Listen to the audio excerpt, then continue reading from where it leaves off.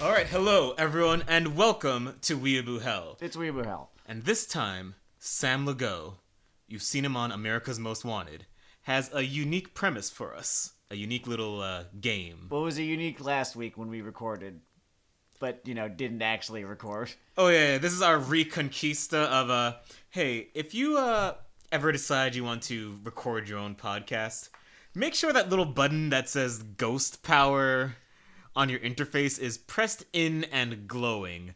Otherwise, you will discover a special dimension of rage. Unlike anything you thought was hiding, psychologically inside of yourself. I was, apoplectic. And I have been all kinds of genre of angry in my time, like rejected writings angry, divorce court angry, but ghost power button not pressed in during a objectively great Weeaboo Hell recording. I was what the kids used to call butt frustrated. I screamed into my pillow very loudly because I came to realize that the episode had not recorded while I was in bed. So that was the closest thing that I had on hand to commit an act of some form of violence on. I learned that the sort of Twitter identitarians might have a point about the concept of internalized racism. Because when this went wrong, I, a black guy, just searching for a curse word, just said, wait, is Weeaboo Hell, do we say it on Weeaboo Hell? Do we? We could. I mean, here's the thing. It's cool for you to say it. However, there are those who probably don't want to hear it. So. Whatever. Hard R. That was my first exclamation in that situation. Nonetheless, it is actually a great game. Do you want me to introduce it? You want to introduce it? I'll introduce it. All right. All right, so we're going to play a game today. Because I think I've got a mission, right? Mm-hmm. Do you know what I love as much as anime? Cooking. Also true. Baseball. Fine choice. Baseball is one of the single fucking joys of existence. And I think more people should know this. And I think one of the reasons that the weeb inclined among us do not like baseball is mostly because of very shitty experiences that they had in high school, which, fair. I had those same experiences. Or a shitty experience convincing yourself you enjoyed the work of Chris Hardwick. You don't. No one does. If you're smart enough to use Spotify or YouTube or whatever, you don't actually like Chris Hardwick. Moving on. So, and my team, and I think I've mentioned it before, the Mets, are doing fantastic this year. Well, they're doing pretty well this year. They're doing way the fuck better than they usually do this year. And it had been on my mind, right? The idea of bringing baseball to those who are perhaps less familiar with it. And not a fault on your part, but I feel like I can make your life better tonight. That's my goal. Because it's some of the most fun. And I could make it accessible for you. Because here's the game that we are going to play.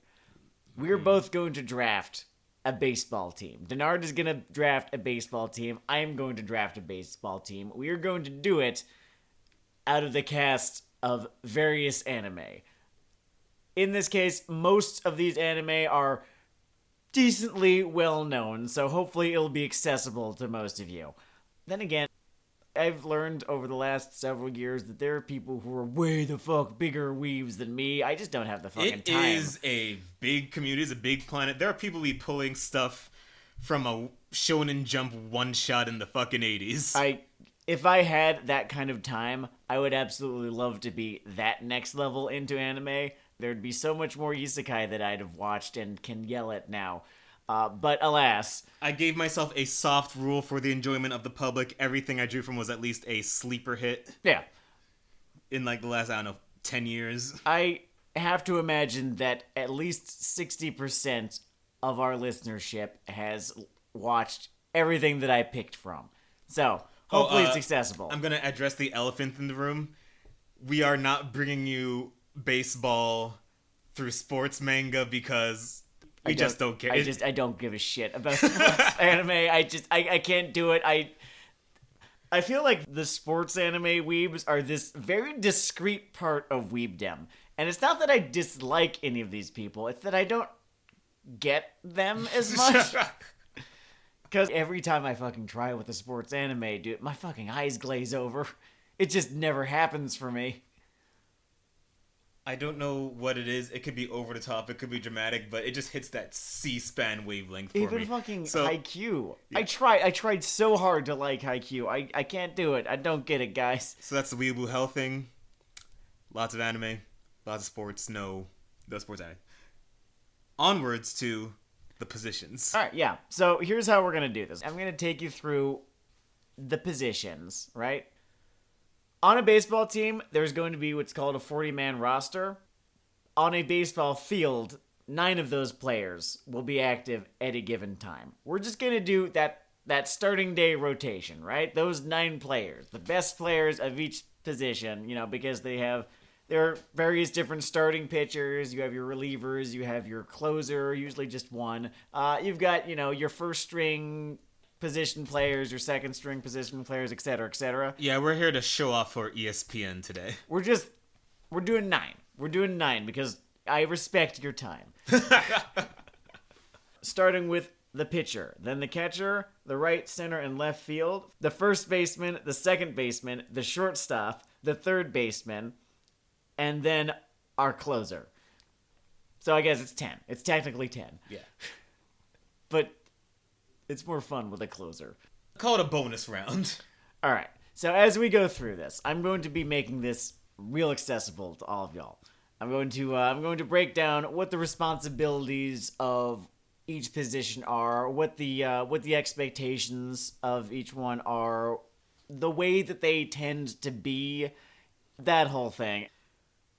The rules were, no sports anime, and we draft personalities more so than how do I put this? It's, we're drafting personalities and letter grade stat lines. We're not doing like shonen power levels. Like we're not just choosing Goku 9 times. Yeah, exactly. It's not like I'm sure like, that even if we were to just grab someone from Dragon Ball, it would be saying Piccolo has a functioning brainstem or Goku strong, as opposed to Goku would be fantastic for when the bench is clear and it's time to fight, because he loves that shit. I don't necessarily think that he'd be a fantastic baseball player, though. If we do a hockey episode, I guarantee you. Oh man, no, half the fucking cast of Dragon Ball would make it into the hockey. I wish I fucking knew shit about hockey. I don't. It's baseball and football. Those are the 2 I inherited from my dad. Those are the 2 that he watches. Thus, those are the 2 that I watch. Sorry, everyone. But yeah, it's more the spirit and, well, for lack of a better term, character of the character. Exactly. It'll become apparent as we go on. All right, so we're gonna start with the pitcher. Mm-hmm. Right. Okay. So the pitcher's job, in the very plainest sense, is to throw the ball so that the batter cannot hit it. It is, of course, more complicated than that, right? So the pitcher needs to be a couple of different things. The first thing that he needs to do, or the first thing that he needs to be, is real fucking cool under fire, right? The pitcher needs to be able to keep his shit together, stay calm, and thus stay focused, and thus be able to throw the pitch that has been called for him, the pitch that he is supposed to be throwing. He needs to be able to have a really good poker face, right? So that, the opposing batter does not get the idea of what he is about to do or what strategy he is employing, right? Got to be a pretty good team player, right? Because the role of the pitcher is somewhat of a dual/partnered role, I guess you could say. Mm-hmm. Because they are not doing this in isolation. They are working with their catcher. And I'm going to explain a little bit more about that when we get to the next position, which is the catcher. The pitcher is not necessarily a strategist so much, but they do have to have a head for strategy. They also have to have eyes in the back of their heads, right? Because they are going to have to deal with people trying to steal. Now, in this era of baseball, people steal less. The late 80s, early 90s, honestly, when Ricky Henderson was playing, that was when people fucking stole all the goddamn time and it ruled. These days, that's some people used to steal in New York too. Yeah, the these days in baseball, stealing has it's not been beaten out of the sport entirely, but it doesn't happen as often as I honestly think that it should, because stolen bases, so much goddamn fun. I also think people should steal more outside of baseball. Yeah, people could use some more adversity in their lives. All right, so they need to be on top of that shit too. They need to, be able to keep an eye, right, on first base, because they can't keep an eye on second base because it's behind it. The catcher needs to, and we'll be like, sometimes like. I was pantomiming the catcher pointing at second base right now, but I'm getting ahead of myself. The pitcher also, this is a pretty interesting thing, usually can't hit. Because being trained to pitch and being trained to bat are two almost mutually exclusive things. Like, you will occasionally come across the pitcher who can hit. Shohei Ohtani is the player right now. He's playing for the LA Angels, which... I'm so sorry, Sho. Oh, is that one of those little fates worse than death, or? It's like a Ferrari parked outside of a trailer park home. The... Shohei Ohtani is one of those rare players, like Babe Ruth was another one of them, who is a fantastic pitcher and then is a fantastic hitter too, and it's honestly not that sustainable. I have to imagine that Shohei is going to have a very notable, very brief career, because when you are putting that kind of stress on your body that many times, a week, a month, whatever... that adds up. He's going to probably have a short career because of injuries, because of, tearing this or pulling that, or, having to get this surgery and that one. And that is why this half of the table endorses performance-enhancing drugs.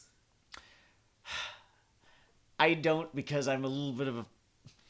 It's about human performance, not superhuman performance. I don't care about that shit. I'm sure that... if we used enough fucking science lab bullshit that we could send a baseball to the moon, but that's not why the game is played. I understand. You don't need 10 gorillas hooting at each other.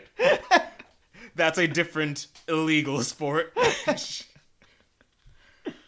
Let the record show I don't actually support performance-enhancing drugs in athletics except pro wrestling. I see no reason not to. I mean, like, it's not real. It's not. It's like because give me that is flips. actually real. Let them be huge. Let them be huge for my entertainment. It's theater anyway. It's like wearing a wig. You can wear a wig, in a play. But I want to focus on the pitcher. Sure, yes. Let's go back to the pitcher. Okay. So on the as of right now, Dayle unnamed baseball team. For my pitcher. And once again, we are using the Weeaboo Hell definition of anime. If you dislike it, I don't know, fight. First fight Sam. I think he thinks even more strongly about this than I do, but whatever. I also own a baseball bat. I would love to fight you.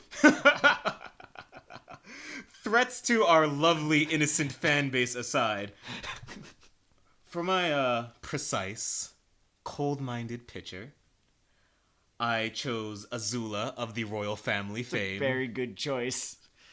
For a number of reasons. First off, team player.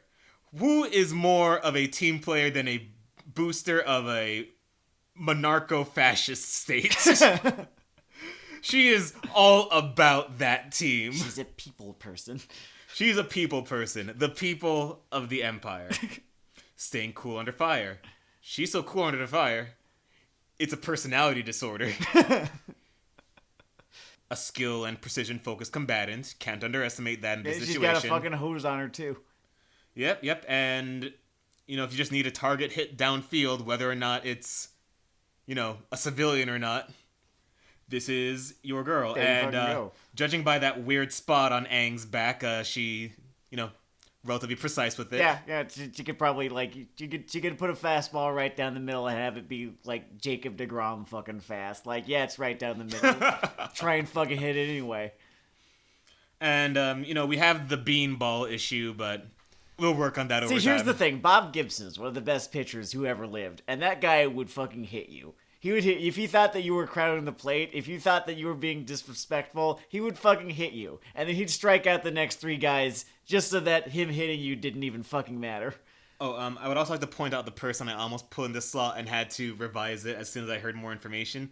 I almost dropped Ali fucking Sanchez in this slot. And as a good a time fucking Prince Ali would have had, with yonder marksmanship, with yonder intimidation, he is cool under fire for perhaps the wrong reasons. When that team player element comes in, things are gonna fall apart relatively quickly. See, I think that Ali Sanchez would make a fantastic designated hitter, if he were playing for an AL team. He'd be great at that shit. So yeah, turns out to be merely Aladdin. So that's my pitcher, Azula, the Blue Fire. Fantastic. The pitcher that I have chosen, after some amount of conversation with myself, some amount of thought, is Mikazuki August from Mobile Suit Gundam Iron Blooded Orphans. There is not a single goddamn thing on this fucking planet or on Mars or anywhere in between that can ruffle this man's fucking feathers. He is a fucking headhunter who will absolutely fucking bean you if you crowd his plate or if you look at your home run or if you even think of fucking celebrating. He will fucking intimidate you into striking out. And then he'll fucking strike you out. He will throw those fucking fastballs. He'll throw those goddamn curveballs. Anything the fucking catcher tells him to do, he'll fucking throw that goddamn pitch. Orga says you're going out. And then it happens. Like what happened to fucking Kevin Pillar, he'd have done that on purpose. What happened to Kevin Pillar? He got hit in the face and it broke his face. Damn. He's been wearing this fucking Cody Rhodes ass mask for the last couple of games. Honestly, it fucking blows what happened to him, and I'm not trying to make light of it, but what happened to him was an accident, and Mikazuki would do it on fucking purpose. I can't see one of those masks hearing the Phantom of the Opera organ riff in my head. It is unfortunate, its semblance to the stupid-ass Cody Rhodes, you broke my face mask. The opera is near. All right. Next position to cover is the catcher. Now, as you guys might have heard, important fella. Very important fella. The catcher is the strategist. The catcher is the guy who calls the game. He needs to have a pretty encyclopedic fucking knowledge of the game. You'll find that a whole bunch of baseball managers were catchers in their day when they were baseball players because they need to be like the biggest fucking nerd on the team in terms of like being smart, being able to figure out, what the next pitch should look like, how to get this guy out. They can see the entire field, right? So and they're one of the only players who is going to be looking at the entire field basically the entire time, right? Because even your outfielders who could otherwise see their entire field, they're focused squarely on the batter. They're not looking at everything else the way that the catcher is. The catcher sees the whole field, calls the game, right?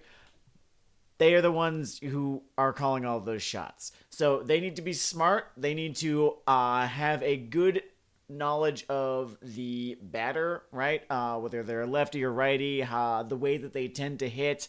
Are they a slugger or, are barrels overrated, right? That kind of thing.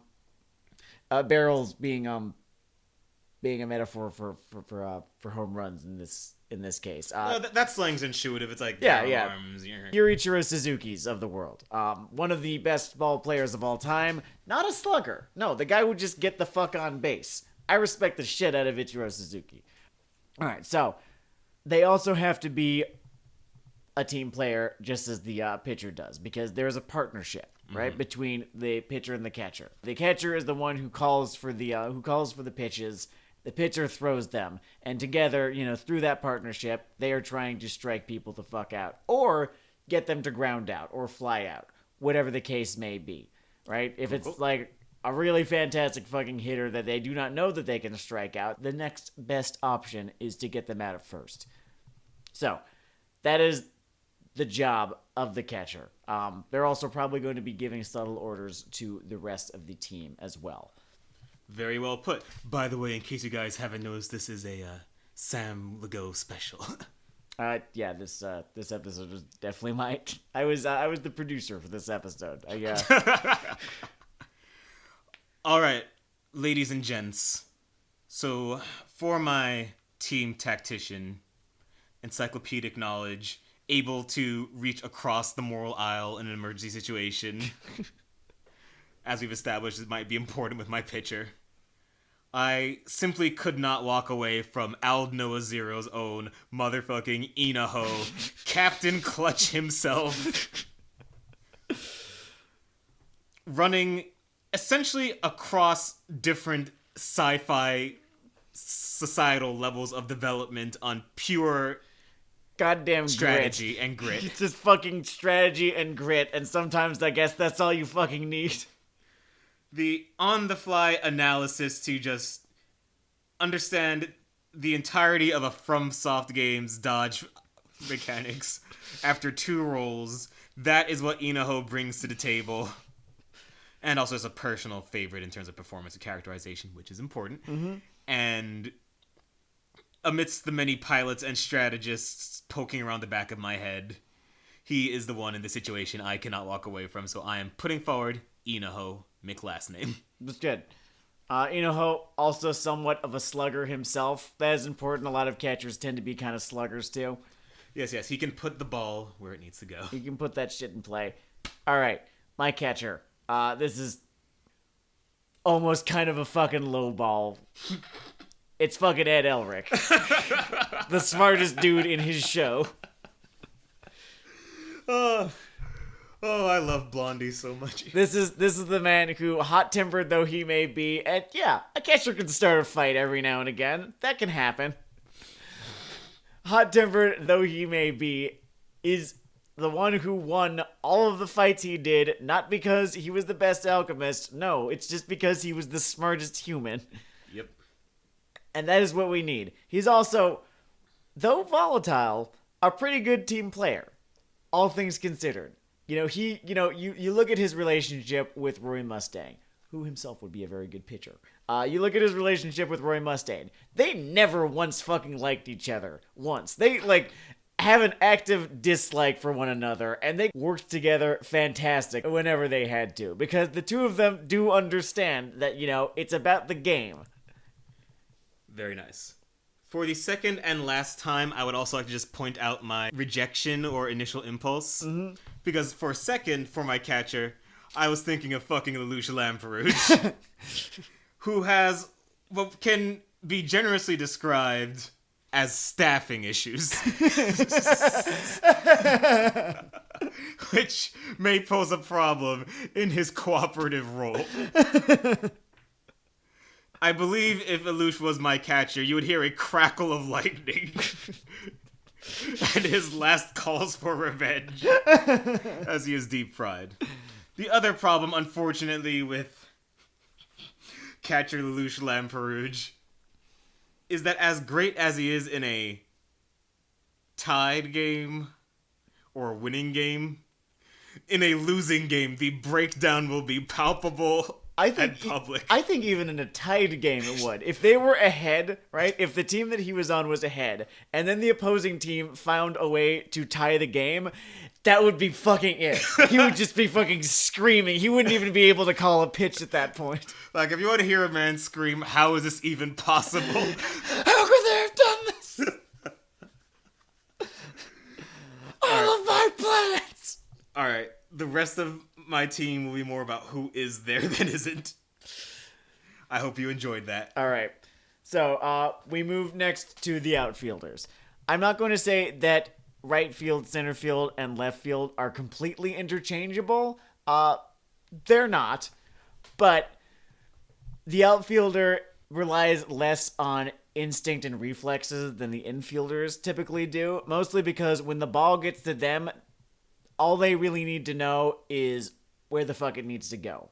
Right? And usually by the time it is to them, it's pretty self-explanatory where the ball needs to go. When you're an infielder, sometimes there can be gray areas, like where's the force gonna go? the Force not being the thing from Star Wars, but it means that a player is forced to run from one base to another, and thus you need to get the ball there first for them to be out, and which base do you need it to get to, and you need to make this decision like fucking now because of the way that things sometimes go. In the outfield, it's a little bit different.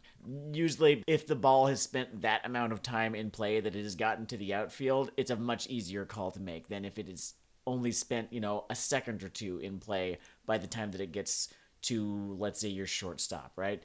All right, so because they're all the way out in the outfield, they need to have a fucking arm on them. They need to have an arm on them, and they are often sluggers. Giannis Cespedes, who I don't know where the fuck he went. I think he opted out of the 2020 season because of COVID concerns. Fair enough. Not dying is a core Weeaboo Hell principle. Then he didn't sign with anyone for the 2021 season. He was like our fucking guy from like 2015, onward. And I was sad to see him go. He was an outfielder. I think he switched between like center and left field for most of his career. Who else was a fucking outfielder? Like Bonds was an outfielder. Or Pujols. Either Pujols or Bonds. I'm pretty sure at least one of those two is an outfielder. Outfielders are often sluggers. And sometimes, this is a stereotype, certainly, but a lot of the time, like, you put the slugger in the outfield because they don't necessarily, like, they're not there to be a good fielder. They're there to give you fucking home runs. And so you put them in the outfield where they can like do the least amount of damage, I guess, defensively. This is a stereotype that somewhat denigrates the role of an outfielder, and sometimes an outfielder they can turn fucking plays that will make you think that you were dreaming, like the catch. Willie Mays, the catch. One of the most famous plays in baseball history, where... Might have to get into the whole geography thing for this one. Yeah. So in the, what's the tiebreaker? Something like that. It was like the 1950 whatever equivalent of like the NLCS. He was playing for the Giants. I think they were facing not the Indians, in Israel. Braves? I'm going to say the Braves. I think I'm wrong though. And this was the big fucking moment, right? This was either going to be the walk-off or it was going to be the end of the game. And the dude at the plate fucking slugged one, right? And two things then needed to happen. A, this catch needed to be goddamn made.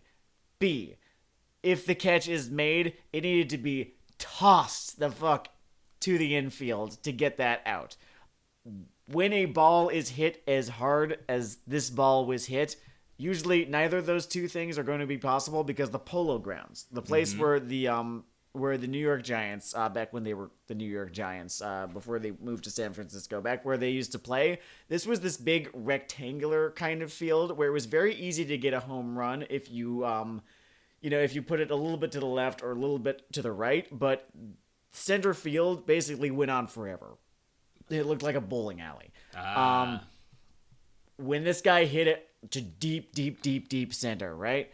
It wasn't going to be a home run, but it was going to be hard to get out there because of the size of that outfield. So Willie Mays, he fucking made it there. He had to run fast and far to get all the fucking way out there. And then he had to, get the ball from his mitt to his hand, which does actually take a second, and fucking toss the goddamn thing to the infielders.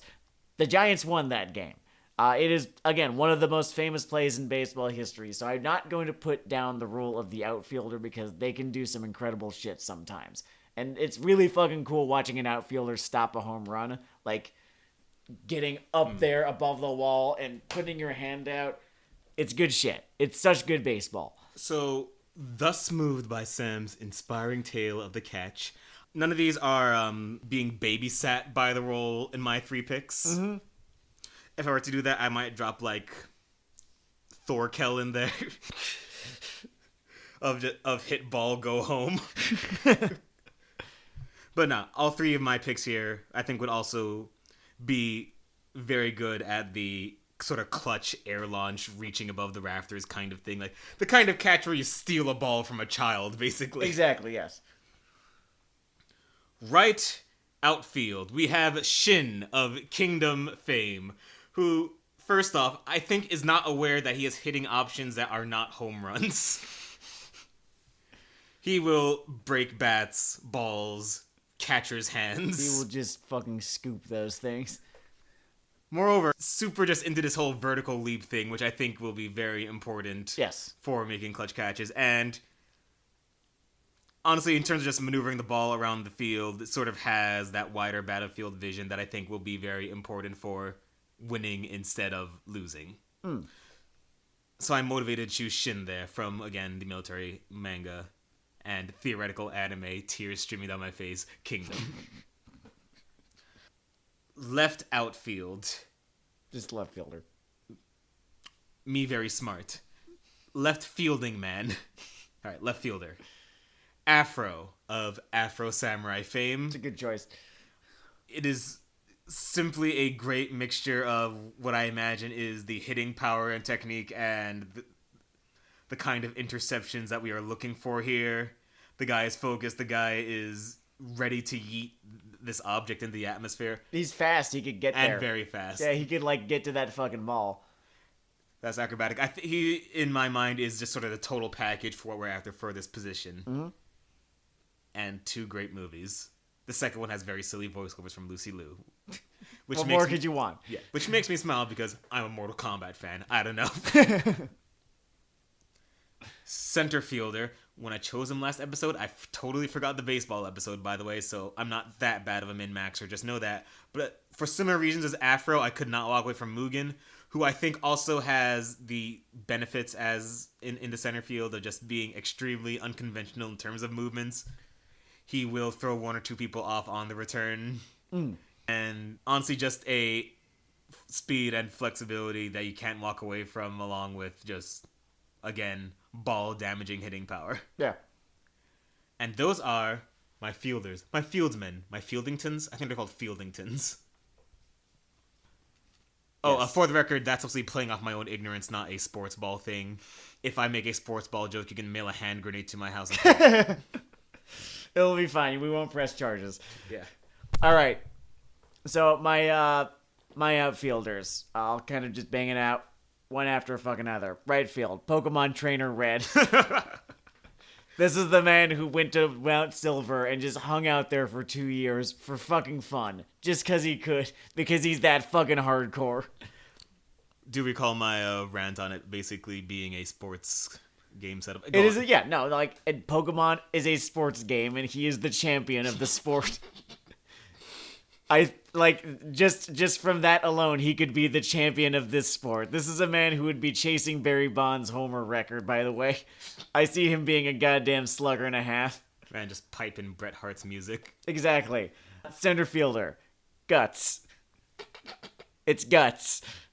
I have to imagine his only weakness would be he would probably try to fight the pitcher if the pitcher ever hit him.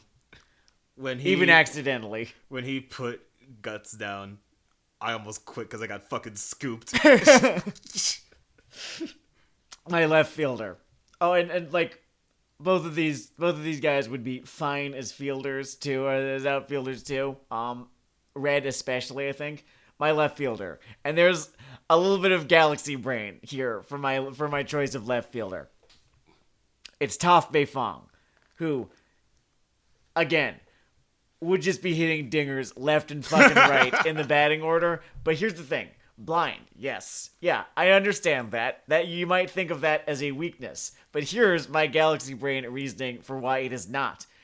When a ball is hit, when a pop fly is hit, and it approaches the outfield, the outfielder will look up, and they will not see the ball. No, they will see the sun. Because they have these weak eyes. And their souls are held down by their eyes. Toph suffers no such detriment. Toph cannot be undone by the sun because the sun has no effect on her. She will merely sense the vibrations of the... Yes, she'll merely... Yeah, I'm fucking going with it. She will merely sense the vibrations of the ball coming towards her. The subtle vibrations in the air. Great. By the way, you are building team band for fighting. Yeah, it's One of these days, y'all should do yourself a favor and look up a brawl that happened between, I think it was the 1980, God, no, it might have even been the 70s. No, I think it was like the 1983 Padres and Braves. And it was a fantastic goddamn fight. There were people all the fuck over one another. It was adapted into the 3-6 Mafia song Hit a Motherfucker. The Braves-Padres fight and the Mets-Phillies fight of 1990. Two of the best fucking giant-ass brawls that have ever been conducted on a ball field. You can learn so much about self-defense. So we move on to first baseman, right? First baseman needs to have a couple of things. First of all, they need to have fantastic goddamn reflexes because the ball is going to get to the first baseman more than it is to anyone else. I think technically the pitcher gets thrown the ball more often than the first baseman, sure, but when the ball is in play, the first baseman is going to be the one who catches it most often because the play is usually to first. Sometimes it's to third. Slightly less than that, it is to second. Sometimes it's to home too, but usually it's to first because that is the easiest out that you can get. The only reason that you're not throwing to first is because it is more urgent to throw to third or home. Usually it's okay. Not okay to let someone get to second, but it's usually thought of as more acceptable to let someone get to second than it is to get to third or home, and it's just easier to get someone out at first, right? So they need to be able to get that fucking ball that's coming towards them, right? They need to have fantastic reflexes. They need to be a left-hander, usually. They're just usually a lefty, and then third baseman is usually a righty. That is just a thing that happens sometimes. They also need to be like pretty flexible too. And when I say flexibility, I mean that they actually literally need to be flexible, right? So because you need to sort of reach to get a ball that is being thrown to you, right? With your foot still on the base because that's how the rules of baseball work. They're not out unless your foot is on the base or unless you tag them with the ball, right? Once you are in possession of the ball. It needs to be one or the other, and usually it's the foot on the base thing, right? So you need to reach off the plate, catch ball that is being thrown to you from across the infield sometimes, and in that case, slightly less accurately than you might want. Right? And then still have your foot on the plate when that is caught before the runner can get to you. You got to be like in real fucking good shape. You cannot be a slow person. A catcher can be slow. A pitcher can be as slow as he fucking wants because pitchers very rarely get on base. They're there to fucking pitch the ball. They're not there to hit. In the case of the American League, they don't hit at all. I don't love that. I don't like the idea of the designated hitter, quite honestly. We are not unquestioning fans of the sports room. I'm an NL guy. Sometimes it's fun. Sometimes it's a lot of fun because Jacob deGrom has a fucking 450 batting average. That's nuts. He's been at the plate 20 times this season and he's gotten on base, I'm pretty sure 9 of those 20 times. That's more than fucking Lindor, right? And Lindor is a goddamn sharp snap. Okay. Lindor is. We paid, I think, possibly the most money that any team has ever paid for a player for Lindor, and Lindor's batting like 190 this season. Oh, that's another benefit of assorted sports fandoms. You can just watch quantities of money that introduce rage and jealousy into your eyes fly around. He gets booed sometimes at home because of how expensive he is and how much he is not producing runs. That is hilarious. Now, first baseman. Yeah. Very important. The point that stuck out to me. Reliability, consistency, reliability. Mm-hmm.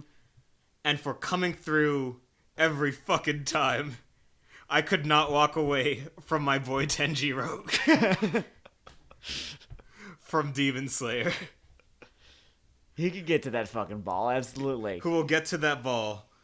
Who is honestly has a good mind for the sort of cross-training kind of mentality that's going to be required here. Yeah, absolutely. Scarboy is ready. I don't know if the league is ready for Scarboy, but Scarboy is ready for the league. So I'm going to give him that first baseman slot. That is a fantastic choice. I am a little bit jealous of that choice, or I would be had I not picked my first baseman. And yes, this is one of the most, like, ejectable fucking lineups I think that you could ever fucking put together. My choice for first baseman, maybe you love him, maybe you hate him, you gotta respect him, because he can fucking get it done. It's Bakugo from Hero Acca. I hope you're ready for the audience to throw shit. Do you hate him? I don't fucking give a shit. He's a bad guy, absolutely, like fucking Keith Hernandez. I liken him to anime Keith Hernandez in this situation because he'd be one of the best fucking players to ever fucking set foot on first base. He would hit the goddamn ball. He would be a mean asshole while he was doing it. It's like fucking Team Taz here. Well, no, because he's focused. He can stay focused. It's true, don't you know? Anyway, so it's Bakugo. And Bakugo could get the fuck on base, too. That's the other thing. No, he wouldn't just get on base. He would hit fucking dingers. Bakugo would hit fucking dingers. We saw him fucking do it in, like, the first little arc where they were testing how strong they were. He might even go for a dinger when it is tactical and responsible to bunt. The captain wants him to stop pointing to the stands. If he were like the leadoff hitter, you know, he would not try to get on base so that he could be an RBI and there could perhaps be a 2-run homer. Why not? No, he would just try to hit that home run so that he could pad his fucking stats. He knows that arbitration's coming up. Actually, no, I don't even think he'd care about arbitration. He just wants to hit as many fucking home runs as he can so he could prove that he's better. Great. Now, base number 2. All right, so second baseman.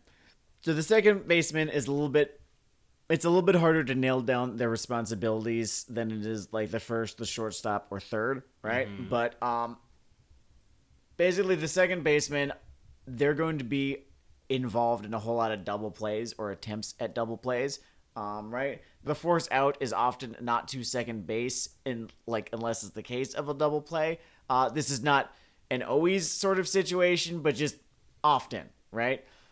They need to be pretty quick on their feet as well. They need to have really good range. They need to be able to shift sometimes, because, all right, so there's this thing in baseball these days that they might be about to outlaw called the shift, which is when a left-handed batter comes up and they know that he is going to, hit the ball to right field, right? Whether he lines it or grounds it to right field. They will just abandon third base entirely. Just like the third baseman will abandon third base entirely, and he'll go to where the shortstop is, and the shortstop will go to where the second baseman is, and the second baseman will basically be a shortstop in between first and second base, so that they can fucking get this guy the fuck out. Now, this has been called extremely fucking cheap by some people, and I'm forced to kind of agree just a little bit. I think they should change this rule because it makes me laugh, and I have a really bitter, vindictive sense of humor. So if I get any yucks out of something in this sport, there's a problem. Because that means it's designed to make a specific person's days worse. The second baseman has to be prepared to be in a couple of different places, often all in the same play.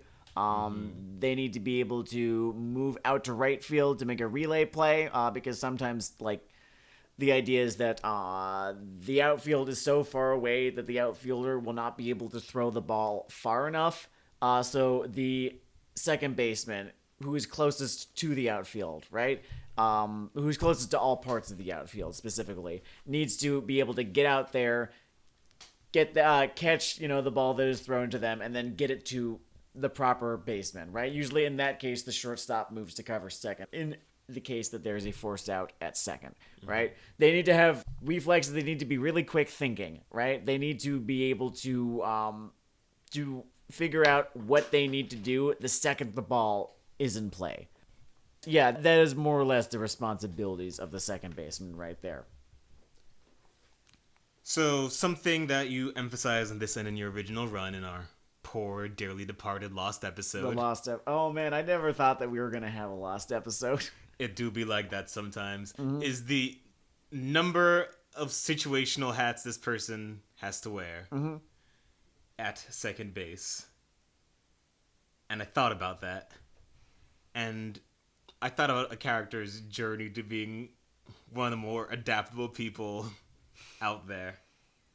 In both the gag value and in some of the serious character development too. And I want to put my president and yours, Shirogane, in this chair. Miyuki Shirogane. As he has had athletic flexibility, physical flexibility of every type, battered into his poor, unwilling body until he became a sportsman. He can be taught. He can be taught. He has been taught. More importantly, beyond the actual gag, is the fact that in the whole mental tug of war, he was always the sort of think on the fly reacting one. Yes, he was less prep time. He was more react guy. Which I think having that mental slow-mo will make a big difference in things like, conducting a shift or just knowing what version of the shift is a plan. The shift happens while the batter is still at bat. But a lot of the other shit you described, like sure, a lot yes. of like on the fly adaptation, move to this place, move to that place, go to the outfield, that kind of thing. Yeah, which I think will serve him well. Mm-hmm. And he will have the power of simping on his side, which I think is a good intangible. I think so too. And that is my second base, Chad. My second baseman, and again, this is an anime. If you don't think so, then fuck you and fight me.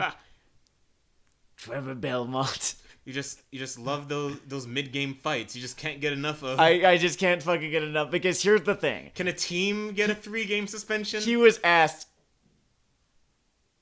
A forced forfeiture is, I think, the worst thing that can happen to a team. I'll have to look that up, though. It very rarely happens. Usually just a whole bunch of players get thrown out and the team is crippled for it. The thing about Trevor Belmont is that he was asked to do so many goddamn things, and he fucking did them. No matter how hard it was, he got it the fuck done. He was resourceful. He was quick on his feet. He was quick in his head. Quick thinking. There we go. Yep. And he was always far more capable than his groans, seemed to imply that he was. He was a Swiss Army knife. No, he was a Swiss Army. He was the entire Swiss Army. He was. My dumb line was he was a Swiss Army knife bought into a sword fight, and he did that too. And he did that fucking too. You're goddamn right he did. Oh, I truly, truly enjoy that man. And the concept of death did not. He didn't enjoy the concept of death. He didn't enjoy most things. No, he was a deeply unhappy man. Although he seemed to be getting over it by the end, so that's nice. He earned his romantic pairing. I'm glad the journey that he went on. If anyone deserves a magical waifu. Okay, so the next position. Shortstop, writing a big one. Shortstop. Yeah. Okay. So a lot of fucking superstars were shortstops in their day. Who is the biggest name in baseball of the last 30 years? There's two options. This is me coming in. Sorry. I mean, Derek Jeter is just the name that everyone it's Derek Jeter. Fires out.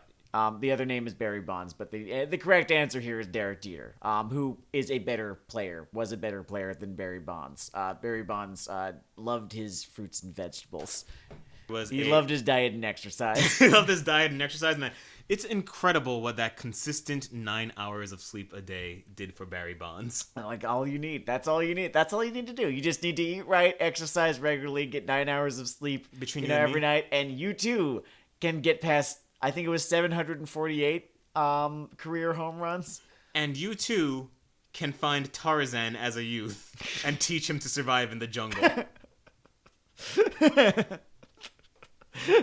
It's okay that you're making that one.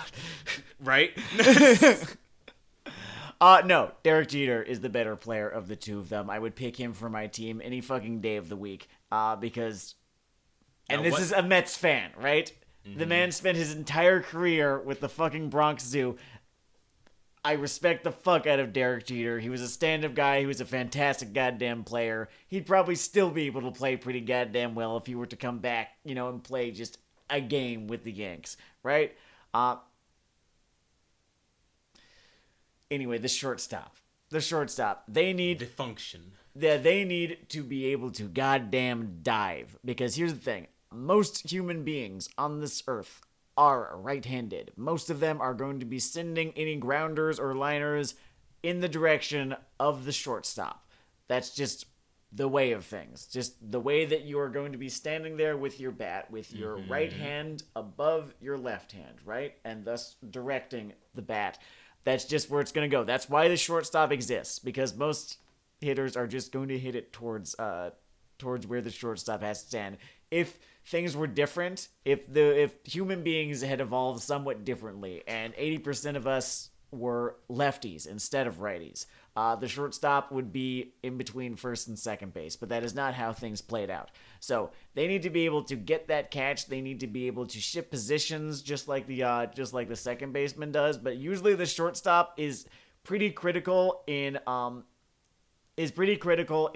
keeping a double or a triple from happening. Because if the ball gets past him and goes to left field, it is a long distance between left field and first base. They're probably going to get past first base. They might get to second. Who knows? They might even get to third. So it could Insert maniacal laughter. It could be problematic. It can often be problematic. Usually just second. Someone might get canceled. It could be a problem. So they need to be the guy to make that goddamn save. Whether it be catching the grounder and throwing it to first or just catching the liner, right? They often just tend to be pretty good hitters too. Just as a matter of course, like Lindor, historically, has been a fantastic hitter. Having a little bit of a slow start to this season, admittedly, but no, the guy went to the home run derby for a reason. Jeter, somewhat of a slugger, but mostly just a base hitter, and I respect the shit out of base hitters. Mm-hmm. Oh, God, who am I forgetting? I feel like Ichiro was a first baseman. He might have been a second baseman. Oh, God. You can call us out on that one if we're wrong. In fact, just do the mail a grenade thing again. That's flexible. You can recycle that. I'm pretty sure Ichiro was a first base. I'm looking it up right now because, like... No, he was an outfielder. What do I know? Oh, man. Now I'm definitely getting that grenade. Anyway... no, they need to be fast. They need to be able to fucking dive, right? They need to be able to dive and then fucking throw. Sometimes they need to be able to jump. Again, I'm a Mets fan, but watching Jeter play back in his prime was actually kind of a goddamn sight to see. He is, in fact, one of the best ball players to have ever lived. There's no question about this. He deserved 100% of the votes for the Hall of Fame. He got all but one, and I have to imagine that one voter was from Boston. It was J-Lo's ex. Oh, fucking Alex Rodriguez. I motherfucking bet. Okay, so that is the shortstop, although I was a little bit roundabout in describing it. So for my star here, for the person with the speed, the fucking third-person shooter dodge roll maneuvers, the fucking dickhead attitude that will be essential as well. Not essential, but... The shortstop can very much be a dick. I don't think that Jeter was much of one, but, like, they absolutely can be and often are, yes. But yeah, speed, precision, total reliable cog here. Oh, fucking Fernando Tatis Jr. How did I fucking forget him? He's a shortstop. He's the coolest motherfucker in sports right now. The jorts of stardom upon Revy of Black Lagoon for this role. That's such a fucking fantastic, enviable goddamn choice. Who will bring the quick draw mega energy that the as of yet unnamed Dayle team needs to thrive. Yeah, she could fucking do it. I think she'd... Would she be a slugger or would she be like a base hitter? I feel like she could get doubles pretty goddamn easily. Base hitter is my instinct almost purely on the sort of dual wielding approach. Yeah, because like this gun, it's not like she doesn't. Yeah, no, she's because of the fucking cutlass. Yeah. Yeah. I'm absolutely gonna say that she gets the fuck on base and she could probably steal too. Oh, they're called cutlasses because they're on the boat. It's like yeah. She's a pirate. Pirate. I watched that show somewhere close to a dozen times all the way through, and that did just connect with me, yes. It's funny how it works, right? Yes. Fernando Tatis Jr. is in fact a shortstop, and what a goddamn shortstop. Educational. Now, the shortstop of the as yet unnamed San Lugo team. The problem with most people when they need to make that diving save, the problem is that their soul is held down by gravity, and Shar Aznavour's is not. You know, I never considered it. I never just thought about that physics class equation. Just the man can hit. The man is fast. The man is so goddamn fast. He doesn't even have to be that strong of a new type to be as fast as he is. And I think an ace pilot could definitely be an ace shortstop. His new type status is borderline trivia next to this fast thing. He doesn't need it. I mean, he has it. He doesn't need as much. It helps. It definitely does help. But, you know, like, where in the case with Amuro, where it was because he was such a powerful new type that he was able to keep up with Char, and eventually surpass him as they got into their to their 20s and 30s. But he very much invested in the RPG god stat. Yes, yeah, no, he he took fucking caster levels. What do you want? What am I gonna do? Not cast Circle of Death? All right. So we move on to the third baseman. It's also worth doing that just as a star/media figure, Char. Yeah, no, he could be that fucking, like, he has that fucking big dick energy. I feel like big dick energy as a term has been a little bit overused, but no one has it more than him in that goddamn franchise. Maybe Aliel Sanchez, maybe. But the fucking... Char has the most consensual big dick energy. The goddamn fucking swing dick energy that motherfucker possesses. He could fucking go in front of those press conferences and call the fucking reporters names and get away with it. I came here to laugh at you. That'd be a fun one to say. Absolutely. He could probably be making faces at the goddamn hitter and piss them off to the point where they get... Actually, I think that might not be allowed, but he'd do it anyway. He fucking dropped a colony. Well, he tried. He did try. Well, no, he did drop an asteroid on Nepal, as I remember. Did not remember that. Well, that was the very beginning of Char's counterattack. Right. Okay. We move on to the final position. Second to last position, because we're doing closers, too. Closing pitchers, that is. The third baseman. There's a lot of pressure on the third baseman. They need to be almost as cool under fire as the pitcher. They need to be able to keep their cool. They are, like, a lot fucking rides on the third baseman when the chips are fucking down. When the third baseman needs to be in the play, it means that there are runners in scoring position. And if there are runners in scoring position, then those runners might score. They are more likely to score if he fucks up. So he cannot fucking fuck up. I believe that the third baseman, or third base, is actually slightly closer to home base than the first base is, which you would think... Did not know that? Yeah, because... You would think that the baseball diamond is completely symmetrical. Sometimes it is not. So there is some stuff that the third baseman sometimes needs to get up to. A lot of the hilarious games of tag happen between third base and home.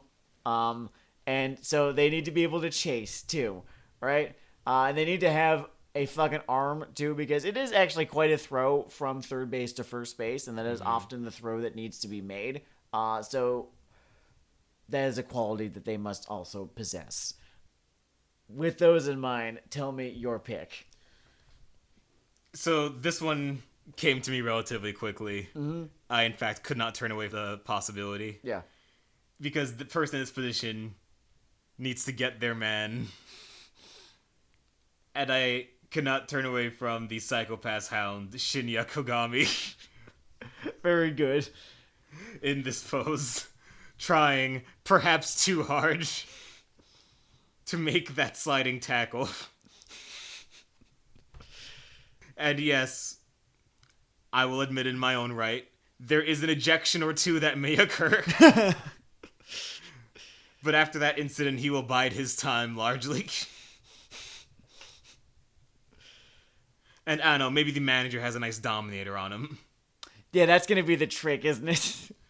But I'm a big fan of Kogami in this position. All right, that's a great choice. I had made a choice.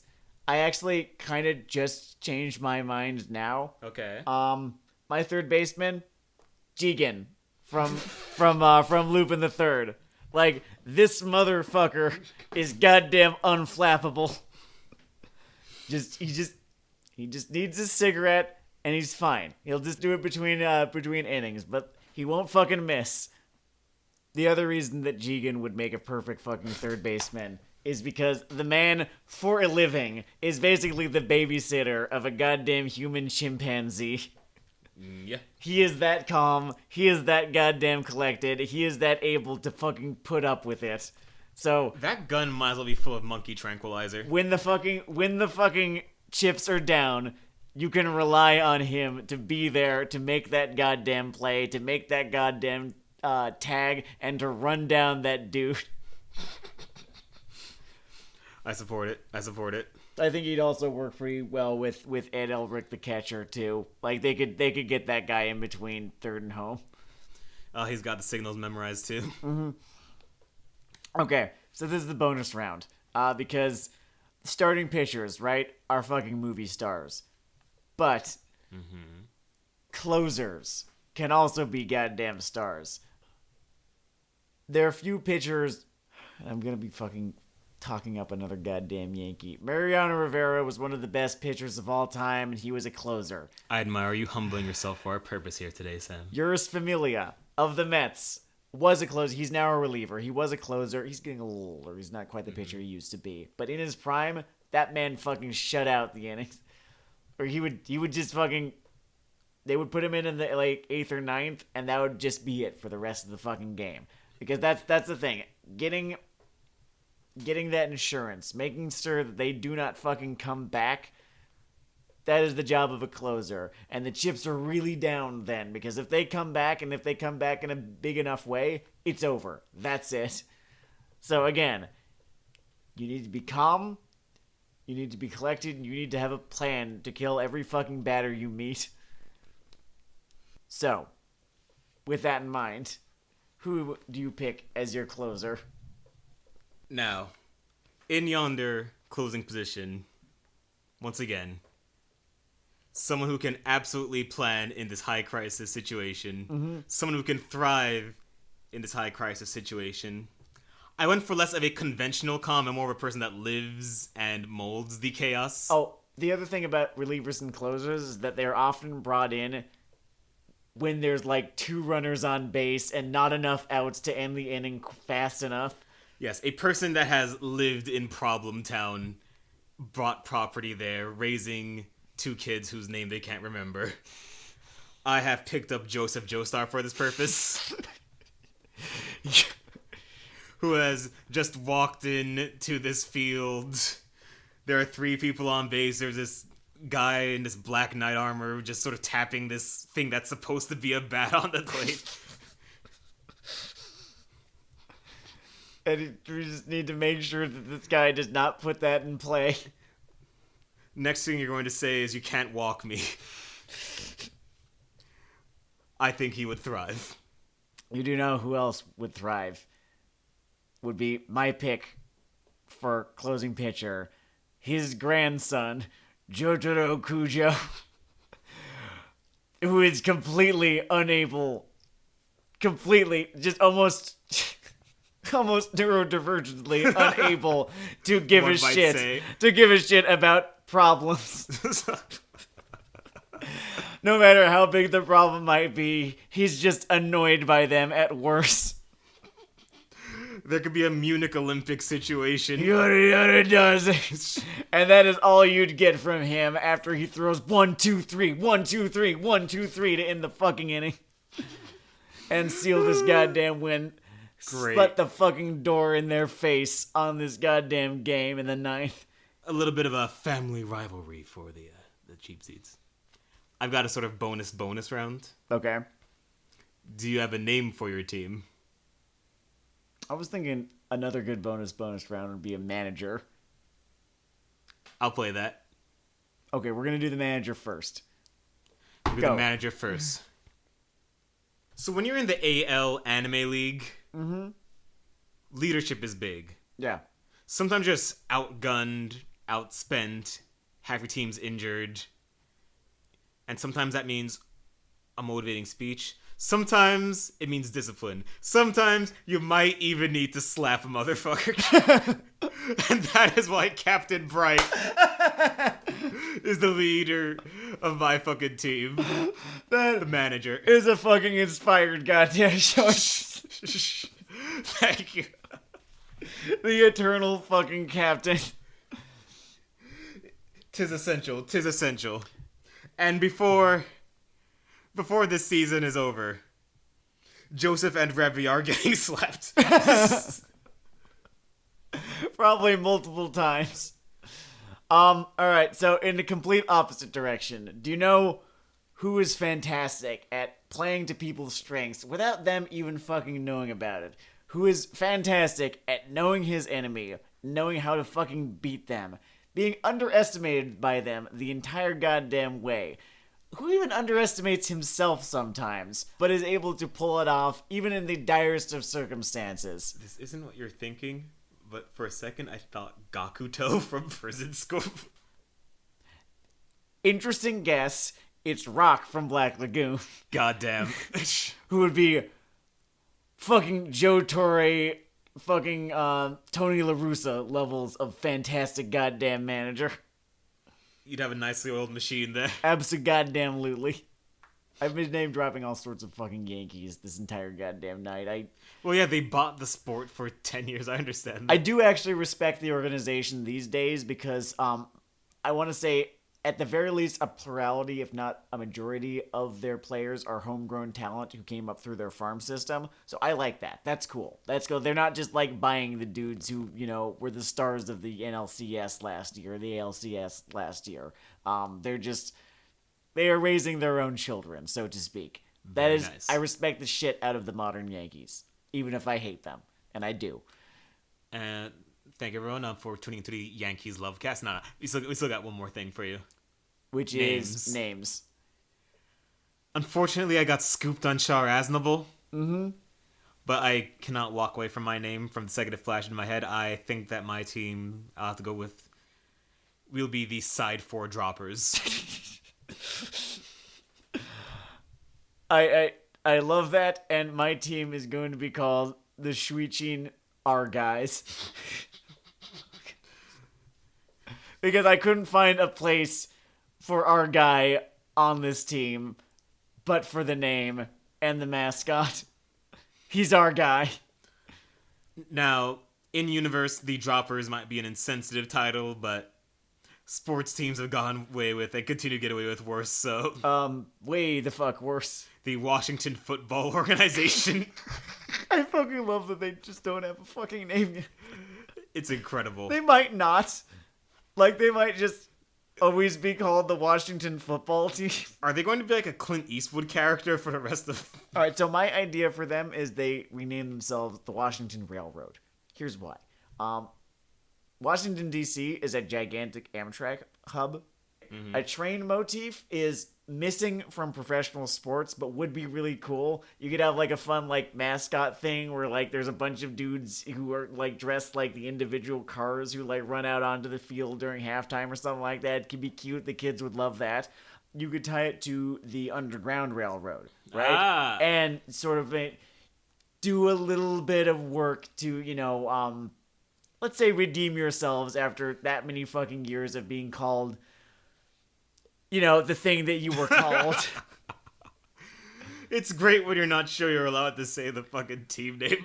There's so many goddamn, like, cheers and fucking hooting and hollering that the fans could do about how there are no breaks on this train or whatever if they happen to be having a great season. We've got a default tailgate group dance. Right, there's like that, there's a fucking Gears of War character who's like his name was a fucking joke about a train, and he was a football player. There's actually one big problem with them being the Washington Railroad. What is that? Which is that if they choose the name, they'll owe us some motherfucking royalties. You hear me? I'm coming for you. This episode is dated, time-stamped. So I would like them to be called the Washington Railroad. I That'd like be my cool. fucking money.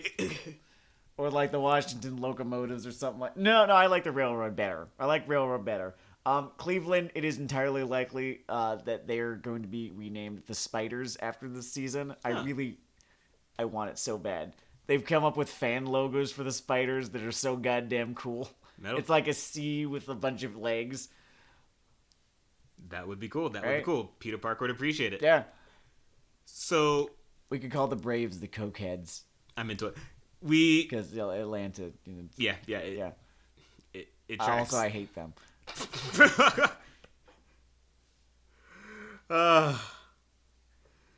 Great. The Chiefs we don't have to rename, but we do need to rebrand because they are named after just this dude who was called the Chief, right? That's fine. Let's just talk logos. But Yeah, logos. You can't see the sort of open mouth, clenched teeth I'm doing here, folks, but trust me. It's not great. It's very reactable. Anyway, today we just want to expand your horizons a little, show you that there's a lot of fun to be had with sports, despite what sports anime might have you think. I really do think that when you think about baseball, you can compare it a whole lot to things like Pokemon and D&D because there's these giant fucking stat sheets that you could really sink your teeth into, and the strategies do feel somewhat like Pokemon, like the whole shift thing that I was talking about. That's just the name of an entire style of play in Pokemon, where you are told what the next Pokemon coming up is going to be and are allowed to shift out to match, to better adapt to the Pokemon that is coming out, right? Mm-hmm. That's basically what the shift is, right? That's basically what bringing in a reliever to deal with a specific hitter, and that is sometimes done, is. So maybe it's not as different from what you love as you think. Maybe it can become something that you love as it is something that I absolutely fucking love. And I'm sure many of you may be embittered against various strains of athletics because of, I don't know, your personal stories. But try it, and if I'm wrong, you can mail me $200. Catch you later. This has been Weeaboo Hell. It's Weeaboo Hell. Weeaboo Hell.